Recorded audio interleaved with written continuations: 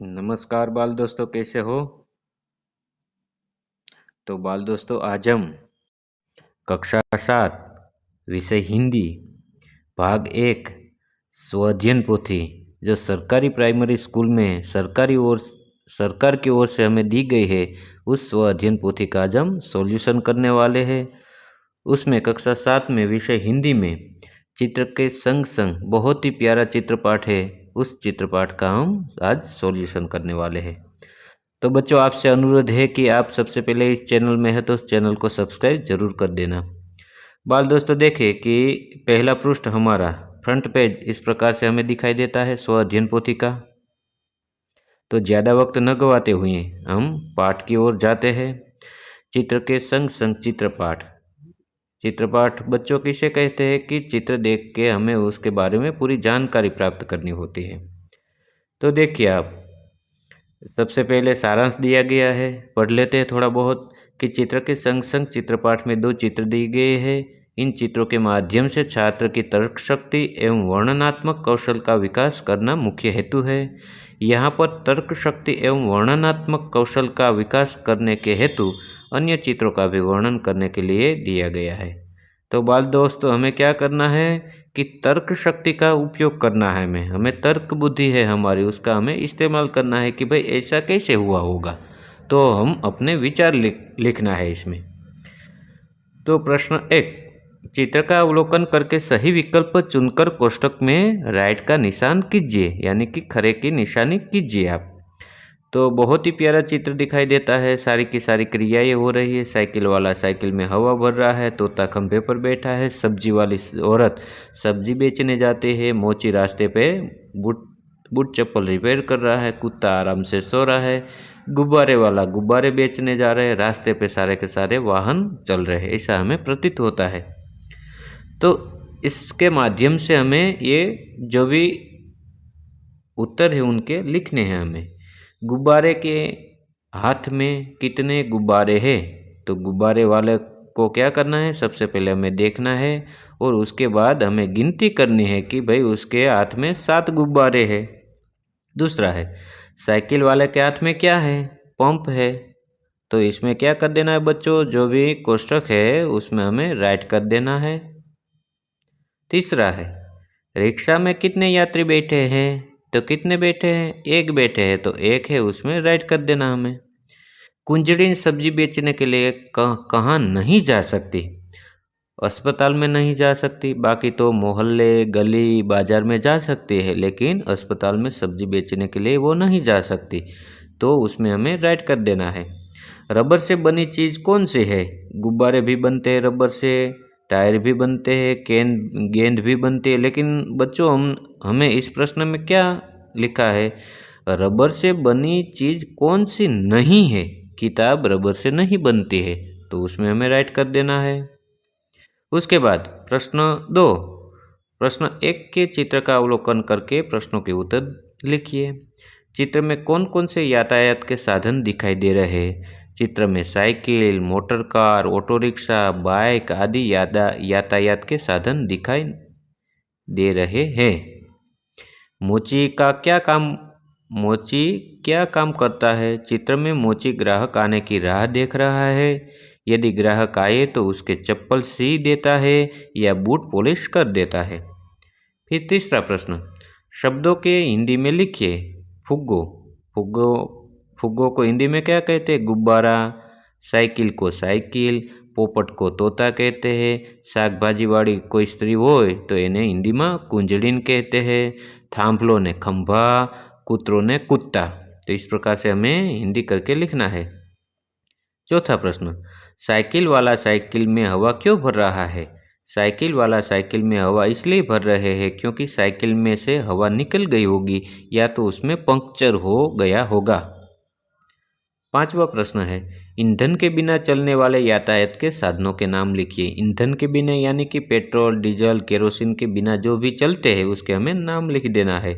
ईंधन के बिना साइकिल, बैलगाड़ी, टांगा, ऊंटगाड़ी आदि यातायात के साधन ईंधन के बिना भी चलाए जा सकते हैं। फिर तीसरा प्रश्न, चित्र का अवलोकन करके प्रश्नों के उत्तर लिखिए। चित्र में ठीक तरह से देखना है। बच्चों, हमने पहला चित्र देखा तो ठीक तरह से सब क्रियाएं हो रही है। बाकी साइकिल में धमाका होने के कारण हम देखते हैं कि उनका सारा उल्टा हो जाता है। तोता उड़ जाता है, गुब्बारे वाले के गुब्बारे उड़ने लगते हैं। जिस ओर धमाका हुआ था इस ओर मोटरसाइकिल वाला देखने गए तो पीछे से क्या हुआ, वह रिक्शे वाला टकरा गया। कुत्ता दौड़ने लगा, अचानक मोची रास्ते पे आ गया। ये सारी उल्टी क्रियाएं जो भी हो रही है उसके बारे में हमें जानकारी प्राप्त कर लेना है। तो देखिए, टायर के अलावा फटने वाली चीज़ों के नाम लिखिए। टायर तो फटता है, ज़रूरत से ज़्यादा मात्रा में हवा जब भरी जाती है। इसके अलावा क्या क्या फटता है? टायर के अलावा फटने वाली अन्य चीज़ों में गुब्बारे, फुटबॉल, बास्केटबॉल, तकिया आदि फटते हैं। कभी कभार कुकर भी फट जाता है, गैस का बोतल है वो भी फट जाता है। तो इन सारी चीज़ों के हम नाम लिख सकते हैं। जो फटता है उसका हम नाम लिख सकते हैं। दूसरा प्रश्न, टायर फटने का प्रभाव किन किन पर नहीं पड़ा, क्यों नहीं पड़ा? टायर फटने का प्रभाव रिक्शा, कार और मकानों पर नहीं पड़ा क्योंकि उस पर टायर फटने का प्रभाव नहीं पड़ सकता है। तीसरा प्रश्न, सब्जियों के अलावा बिकने वाली चीज़ों के नाम लिखिए। सब्जियों के अलावा बिकने वाली चीज़ें गुब्बारा, चप्पल और दुकाने में रखी चीज़ें हैं, वह भी बिक जाती है। चौथा प्रश्न, टायर फटने के बाद साइकिल वाले का क्या हुआ? टायर फटने के बाद साइकिल वाला धमाके की वजह से जमीन पर गिर गया। फिर देखिए चौथा प्रश्न, नीचे दिए गए चित्र का 8-10 वाक्यों में वर्णन कीजिए। तो ये चित्र एक गांव का है, बाजार का है, उसके बारे में बच्चे हमें जो भी दिखाई दे रहे हैं उसका हमें वर्णन करना है। आपकी सुविधा के लिए मैंने यहाँ थोड़े बहुत वाक्य लिखा है। क्या कहा है इसमें? 8 से 10 वाक्य लिखने के बोले हैं, तो मैंने यहाँ 8 वाक्य लिख दिए हैं। यह चित्र बाजार का है। बाजार में अलग अलग कई सारी दुकानें हैं। लोग दुकान में से वस्तुएं ले रहे हैं। बाजार में छोटे छोटे बच्चे भी दिखाई दे रहे हैं। बाजार के पास एक हरा मैदान दिखाई देता है। दुकानदार अपनी अपनी दुकान में व्यापार कर रहे हैं। बाजार में बहुत सारे लोग दिखाई दे रहे हैं। बाजार में बड़े बड़े वृक्ष भी दिखाई दे रहे हैं। उसके बाद बच्चों 5वां प्रश्न, प्रश्न क्रमांक 4 में दिए गए चित्र पर से प्रश्नों के उत्तर लिखिए। प्रश्न 1, यह चित्र कहाँ का है? यह चित्र किसी गांव के बाजार या सब्जी मंडी का चित्र है। बच्चों उसमें क्या करना है? प्रश्न 5 में प्रश्न क्रमांक 4 दिया है चित्र, उनका अवलोकन करके हमें इस प्रश्नों के उत्तर लिखने हैं। फिर दूसरा प्रश्न, यहाँ उनकी गलती का कारण तीसरा हो गया। पहले के बाद देखिए आप तीसरा, फिर उसके बाद भी तीसरा, लेकिन आपको उसमें सुधार कर लेना है, दूसरा लिख देना है। चित्र में कौन कौन सी क्रियाएं हो रही है? चित्र में बहुत सारी वस्तुएं की खरीदी हो रही है, लोग इधर उधर जा रहे हैं, खाने की आदि क्रियाएं हो रही है।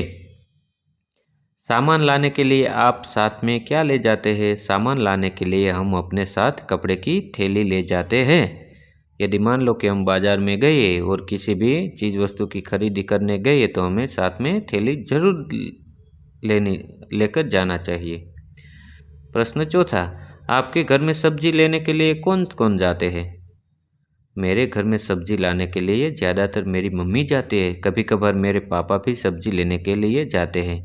ये प्रश्न का उत्तर है बच्चों अपने आप लिखना है। मान लो कि आपके घर में कोई बड़े भाई बहन हो जाते हो, दादा दादी हो जाते हो, तो इस प्रकार से लिख देना है।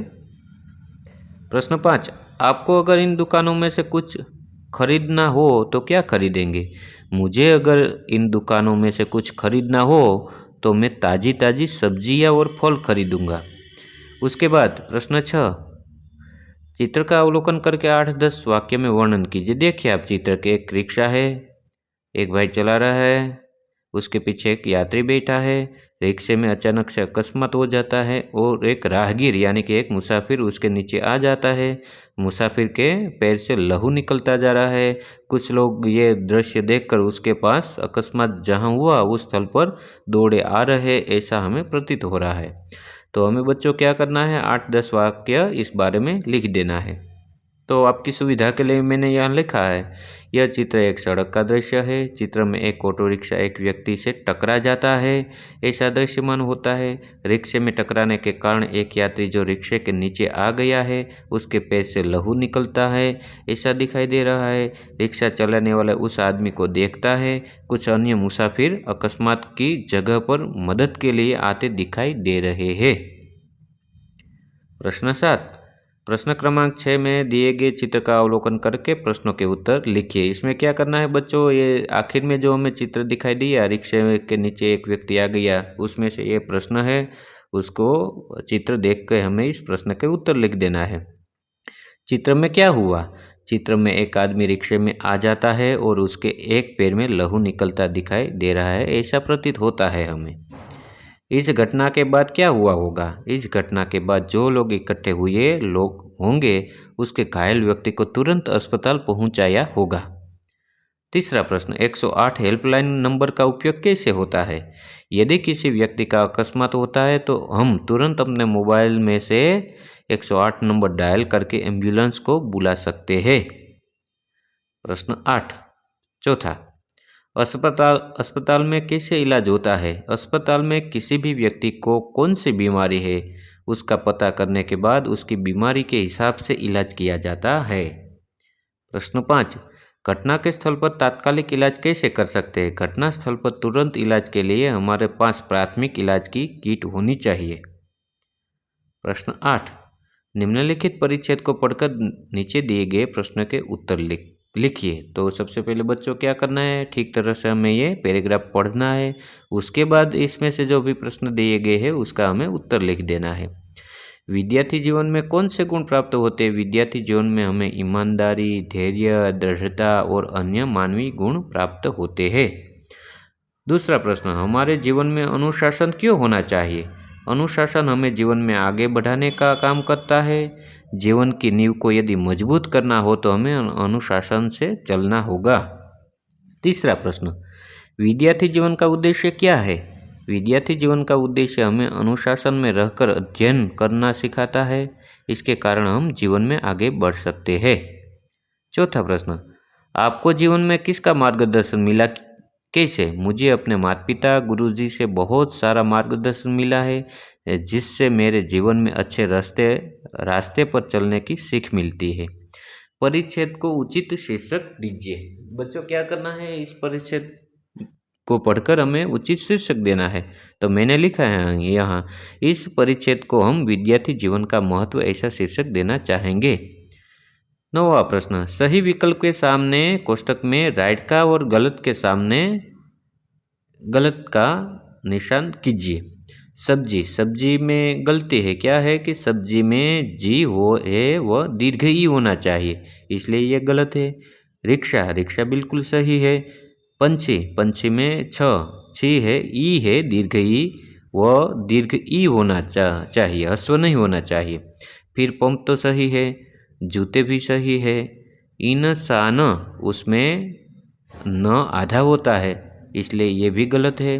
बादल बिल्कुल सही है, थैला भी बिल्कुल सही है। उसके बाद कुत्ता सही है, इमारत भी सही है। मोटरसाइकिल, उसमें क्या है, दो गलती है। मोटरसाइकिल में ई के ऊपर रेप होता है और की जो दीर्घ ई इसमें लिखी है उसमें ह्रस्व ई होनी चाहिए, इसलिए मोटरसाइकिल भी गलत है। सिग्नल, उसमें ग आधा होना चाहिए, इसलिए वो गलत है। मुसाफिर में फी होता है, वह ह्रस्व होना चाहिए। और मुँह है वो ह्रस्व ऊ होना चाहिए।